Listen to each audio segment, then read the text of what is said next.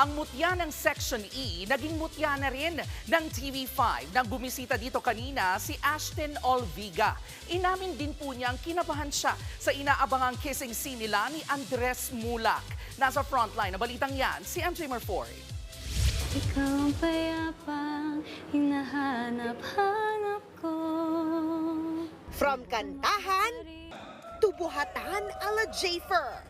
At syempre, picture-picture with the News 5 family. Trending ang mutya ng Section E star na si Ashton Olviga.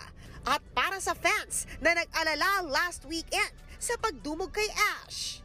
Wala naman nabali na buto. Wala po. Sanay po yan, sanay. Sanay? Sanay. Saan? Makipagganunan na. Saan? Sa MRT.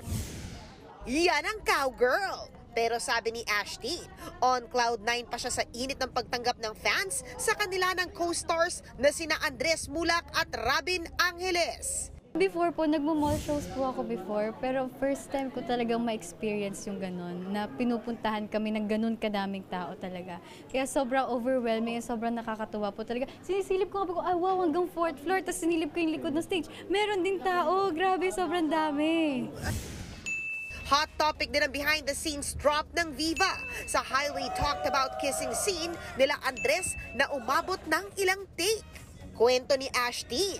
Noong una, kinakabahan po talaga ako kasi ang daming tao, nahihiya po ako. Tapos hanggang sa na-realize ko, kailangan ko nang i-overcome to. Kasi tumatagal na kami, nauubos na namin yung oras. Kaya parang nung huli ko, sige nga, gawin na natin to.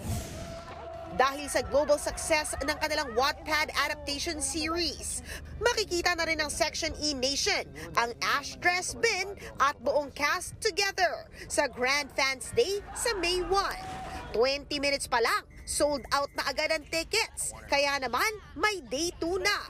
Siguradong lalo pang kikiligin ng Ash Dress dahil mapapanood si Ash sa latest episodes ng The Purse Family simula March 30, 7:15 p.m. sa TV5. Nagbabalita mula sa Frontline, MJ Marfori, News 5. Mga kapatid, ito po ang inyong K-Alaman Queen, Kalad Karen.